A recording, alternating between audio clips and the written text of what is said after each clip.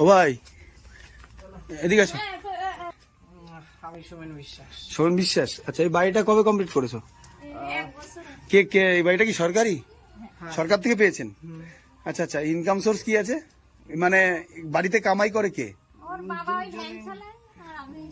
সেলাই করেন, আচ্ছা। ভ্যান কি ওনার শরীর ঠিকঠাক? আমি শুনেছি তো ওনার পায়ে একটু অসুবিধা আছে।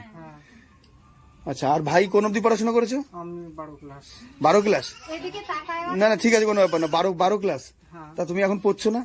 না আপাতত না। তা যদি তোমাকে মানে তোমার পড়ার ইচ্ছা আছে কি পড়াশোনা? সে তো আছে।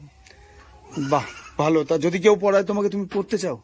খুব ভালোভাবে যদি হয়। হ্যাঁ অবশ্যই অবশ্যই। যাক, এই যে বাড়ি না? এটাই। আচ্ছা ঠিক আছে, চলো। আমি কাকুর সঙ্গে তো দেখা হলো না, আমরা চাঁদপাড়া শহীদ স্মৃতি অ্যাসোসিয়েশন থেকে এসেছিলাম। আমরা তোমার ভিডিওটা তোমার পারমিশনে করেছি, কেননা আমরা চাই যে এই ভিডিওটা দেখে যারা মানুষের পাশে দাঁড়াতে চাক তারা আসুক, এসে তোমাদের সঙ্গে দাঁড়াক।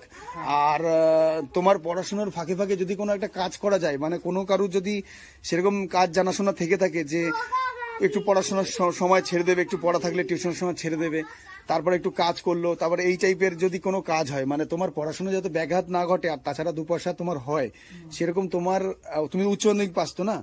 হ্যাঁ, উচ্চ মাধ্যমিক পাশে মানে এইচএস পাসের আন্ডারে যদি কোনো কাজ থেকে থাকে, তাহলে মানে আমি সবার কাছে রিকোয়েস্ট করব একটু জানানোর, কেননা ভাইটি পড়তে চায় আর পড়াশোনায় ভালো।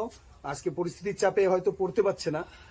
আমরা চাই যে ওকে আমরা ওর পাশে দাঁড়াবো, আমরা ওকে পড়াবো।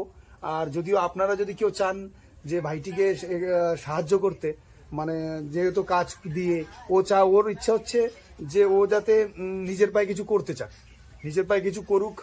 কাকিমা সেলাইয়ের কাজ করে, সবসময় সেলাইয়ের কাজ আসেও না এখন। কাকু একটু ভ্যান নিয়ে বেরোয়, আগে মটকা আইসক্রিম বিক্রি করতেন, এখন সিচুয়েশনের চাপে সেটাও বন্ধ হয়ে গেছে।